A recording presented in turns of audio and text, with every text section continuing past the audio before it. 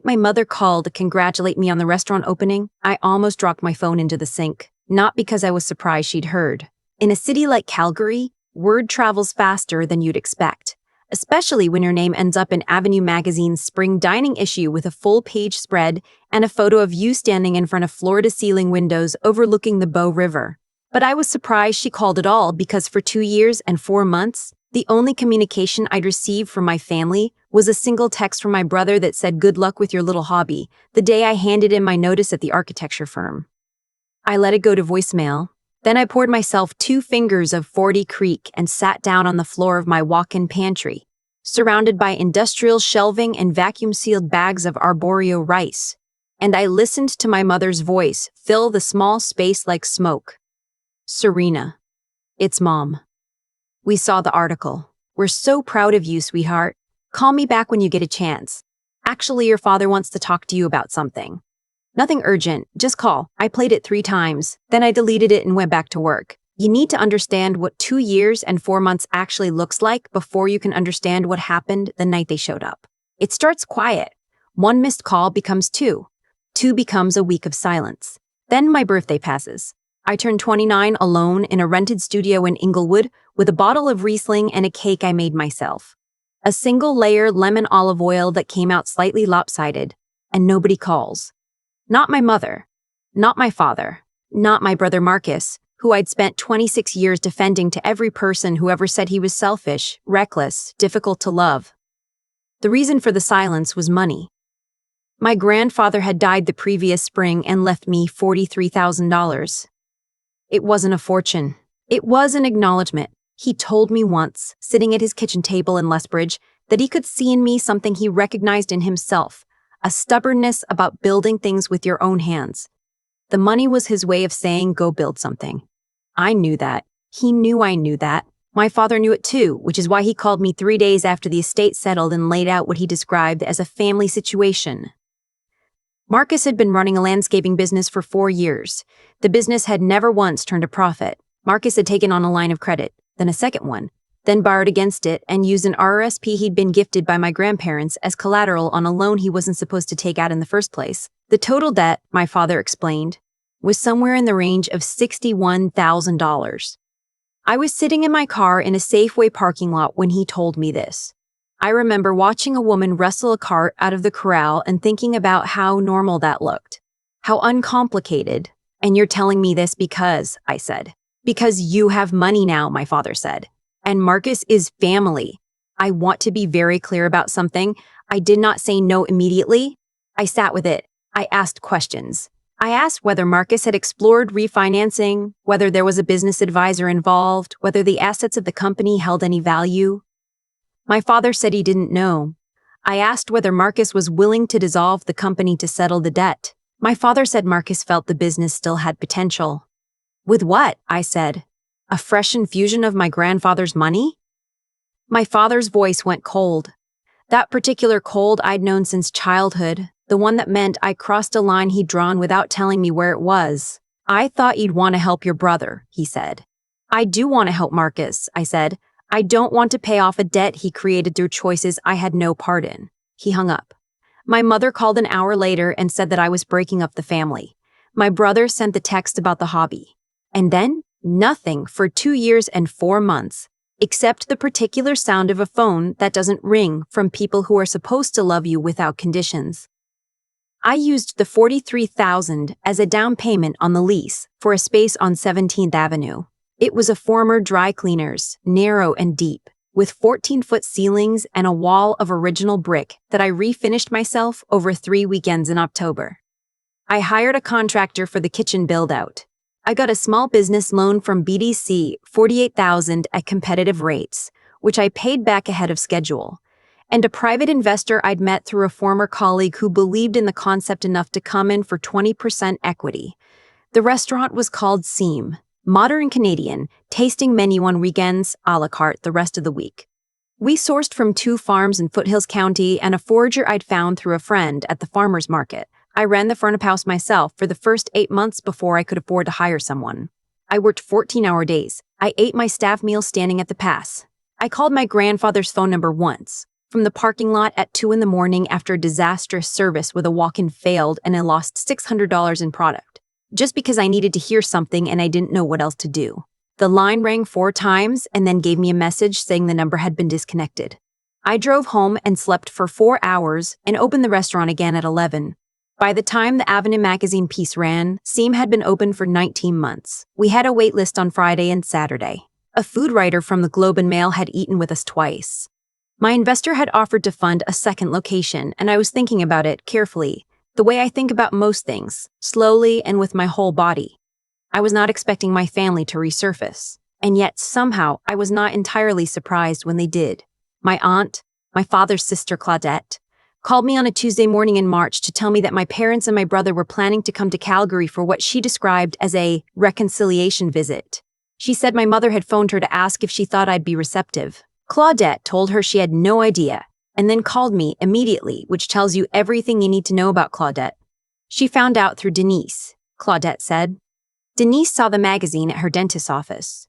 Denise is my mother's oldest friend. They've known each other since high school in Red Deer. Of course she'd seen it. Of course she'd called.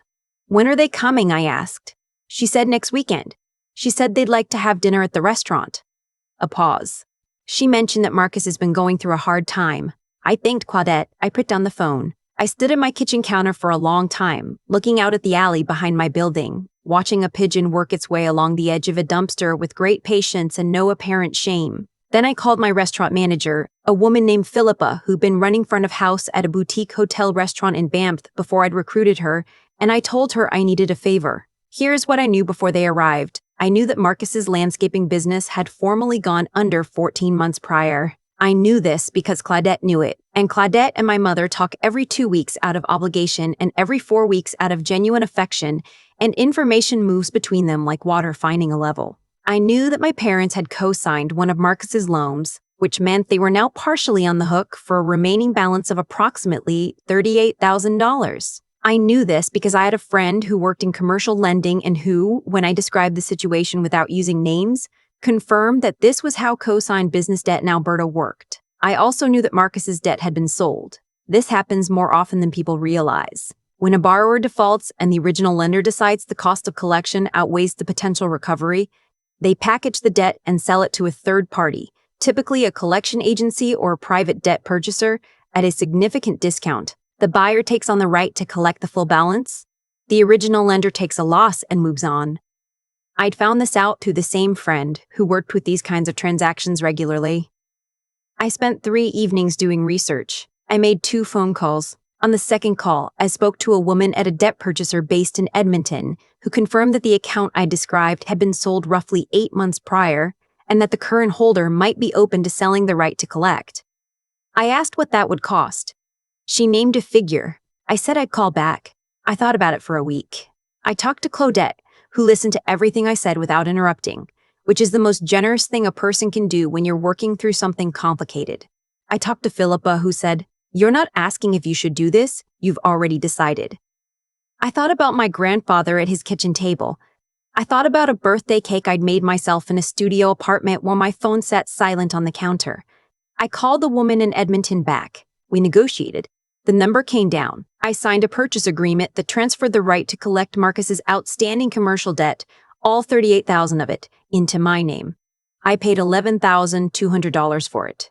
Then I went and opened my restaurant and waited for the weekend. They arrived at 7:15 on a Saturday evening. I was in the kitchen when Philippa texted me, "They're here, table 6. I finished the sauce I was working on, tasted it, adjusted, wiped my hands on my apron, and walked out to the dining room. My mother saw me first. She stood up. There was a moment, a fraction of a second, or her face did something complicated, something I think was genuine, some version of "I missed you" that she wasn't sure she was allowed to express. Then my father stood, and then Marcus, and the moment passed. My brother had put on weight. My father looked older, the lines around his eyes deeper than I remembered. My mother had her hair shorter than before, and she was wearing a blazer I'd never seen, which made her look both like herself and like someone trying to look like a better version of herself. "Serena," my mother said, "you look wonderful." "Thank you for coming," I said. "Let me get you some drinks." I sat down with them after the kitchen sent out the first courses. Philippa ran the room with her usual precise warmth, and I let the meal do what a good meal does, which is create the illusion that everything is fine. My father talked about a trip they'd taken to the island. My mother asked about the sourcing on the beef, genuinely curious, which was the most like herself. She'd seemed all evening. Marcus was quiet for most of it. He ate carefully, like someone who wasn't sure whether they deserved the food. It was over the dessert course, a brown butter tart with crème fraîche, something I'd put on the menu because it reminded me of what my grandfather used to order at the diner in Lethbridge, that my father cleared his throat. "We want to talk to you about something," he said, "as a family." "Okay," I said. "Things have been difficult." He said it simply, without drama, which meant he'd rehearsed it. "For all of us. But things have been particularly difficult for Marcus, as I'm sure you know." I looked at Marcus. Marcus looked at the tart. "The business didn't work out," my father continued, "and as a result, there are some financial obligations that have become complicated for the whole family." "Because you co-signed," I said. A pause. "Yes," he said. "Because we co-signed." My mother reached across and put her hand over my father's. It was the gesture of someone presenting a united front, and it occurred to me that they'd discussed this at length, probably for weeks, who would speak, what they would say, how they would frame it. "We were hoping," my father said, "that you might be in a position to help, given how well things are going for you." I let the silence sit for a moment. The table next to us had ordered a second bottle of the Okanagan Riesling I'd been recommending all season. I could hear Philippa describing it to them in her clear, pleasant voice, something about stone fruit and salinity. "How much?" I said. My father named a number. It was the full 38,000. I nodded slowly. "Can I ask you something first?" I said. "Of course," my mother said. "When I turned 29, I said, nobody called." I said it without anger, the way you state a fact about the weather. I used Grandpa's money the way he intended it to be used. I built something. I've been building it for almost 2 years, and nobody called. Not on my birthday, not at Christmas, not when I signed my first lease, or hired my first employee, or got my first review. I paused. "I just want to make sure I understand what we're talking about here. You want me to give you $38,000. We want you to help your brother," my father said. His voice had a familiar edge.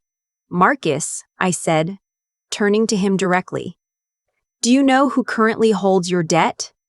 Marcus frowned. "Some collection company in Edmonton."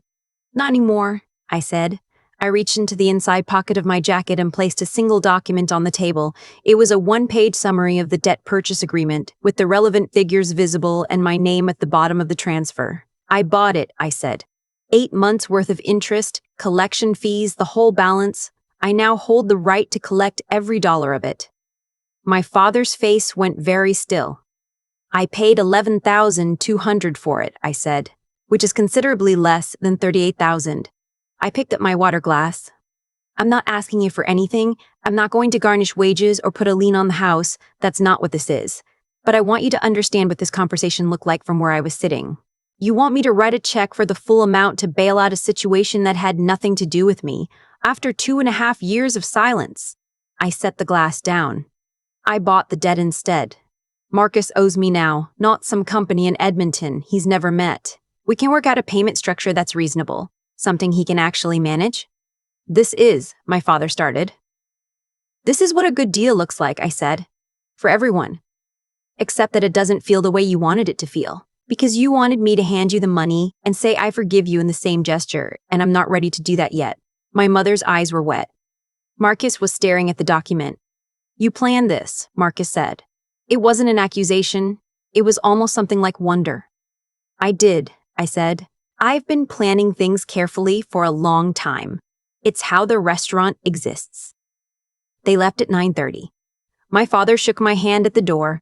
Not a hug, a handshake, firm and held for a beat too long, which I think was his version of "I don't know what to say, but I see you." My mother held me for a moment and said something against my shoulder that I couldn't quite hear over the ambient noise of the room. Marcus stopped on the sidewalk outside and turned back to look at me through the glass door. I held his gaze. Then he nodded once and followed our parents to the car. I went back to the kitchen. I finished service. I tasted everything that came back with notes from the table. A comment about the salt level on the halibut, a question about whether the tasting menu could be done without shellfish. And I filed them away for Monday. At midnight, I sat on the back step of the kitchen with Philippa and we shared a glass of the Riesling and didn't say much. The alley smelled like cold air and garbage, and the faint sweetness from the bakery 2 doors down that started their first proof at 11. "How do you feel?" Philippa said. I thought about it. "Like I built something," I said. And it held. The payment arrangement Marcus and I worked out is $800 a month, which is enough to be real without being impossible. He's never missed one. He sent me a text 4 months and it said, "I'm sorry I called it a hobby," and I read it 3 times and then wrote back, "I know," and left it there because some things don't need to be stretched into more than they are. My mother and I talk on the phone most Sundays now. Not every Sunday. There are weeks when one of us lets it slip, and neither of us mentions it. But most of them. She came to Calgary in the fall and ate at the restaurant properly, as a guest. And she ordered the tasting menu and finished every course. My father hasn't called me. I haven't called him either. I think we both understand that we're the same kind of person in ways that make tenderness difficult. Maybe that changes. Maybe it doesn't. I stopped arranging my life around what he might eventually decide to offer. The second location is under construction now, on a block in Kensington with good foot traffic and a landlord who gave me a reasonable rate because he'd eaten at Seam twice and trusted me not to fail. The build is coming in close to budget, which Philippa says is basically a miracle, and I say is what happens when you spend 2 years learning to control what you can. My grandfather's photo was in my office. He's standing in front of his first truck, the one he used when he started his own business in the 70s, with almost nothing, squinting into the sun with a particular expression of someone who is not afraid of the work ahead. I look at it most mornings before service. I think he would have ordered the brown butter tart and said it was almost as good as the diner in Lethbridge, and that would have been the highest compliment he knew how to give, and I would have taken it. I think about the photo of my grandfather a lot, not in a sentimental way. More like the way you return to a reference point when you're not sure you're reading the map correctly. He's squinting into the sun next to his truck, and he looks completely unbothered by whatever is ahead of him. That's not confidence exactly. It's something quieter. It's the look of someone who has decided that the work is enough justification for itself. What happened with my family didn't resolve cleanly. I want to be honest about that. My father and I still don't call each other. My brother sends his $800 every month, and we've had exactly 2 real conversations since the dinner at Seam. My mother and I are building something carefully, the way you build anything that's been left out in weather. Slowly, checking for rot before you put weight on it. None of this looks like the ending I would have written for myself at 22, when I still believed that doing the right thing would eventually be recognized by the people who were supposed to know me best. But here's what I've come to understand. The consequences of choices don't arrive all at once. They accumulate. Marcus borrowed against things that weren't his to borrow against for years, with no plan and no accountability, and the result was a debt that nearly took my parents down with him. My family chose silence when I needed acknowledgement, and the result was a gap that 2 years of Sunday phone calls hasn't fully closed. These aren't punishments, they're just the arithmetic of how decisions compound over time. You don't get to opt out of the math. What I did. Buying that debt, sitting across from my father at my own table, and handing him a document instead of a check. That wasn't revenge. I want to be careful about that word, because it implies I wanted them to suffer, and I didn't. I wanted the situation to be honest. I wanted my brother to owe someone who actually knew him, who had a reason to care whether he got back on his feet. I wanted my father to see that I had learned to think, not just to feel. That's the part nobody tells you about building a life on your own terms. The intelligence required isn't just technical. It's not knowing how to run a P&L or negotiate a lease, though you need those things too. It's knowing when to be patient, when to move, and how to tell the difference between protecting yourself and closing yourself off entirely. Claudette knew I'd already made the decision before I admitted it out loud. Philippa knew it before I called her. I think I knew it the night my mother left that voicemail and I sat on my pantry floor and felt, for the first time in 2 years, like I had some ground under me. The restaurant is still open. The second location is taking shape. I keep my grandfather's photo where I can see it every morning before service. Some days the work is hard in ways I didn't anticipate, and I have to remind myself that difficulty is not the same as failure, that showing up with integrity, even when it's inconvenient, even when nobody is watching, is what separates the things that last from the things that don't. I learned that from a man who never said it directly but demonstrated it every single day of his life. I think that's the only real inheritance that matters, not the $43,000. The example.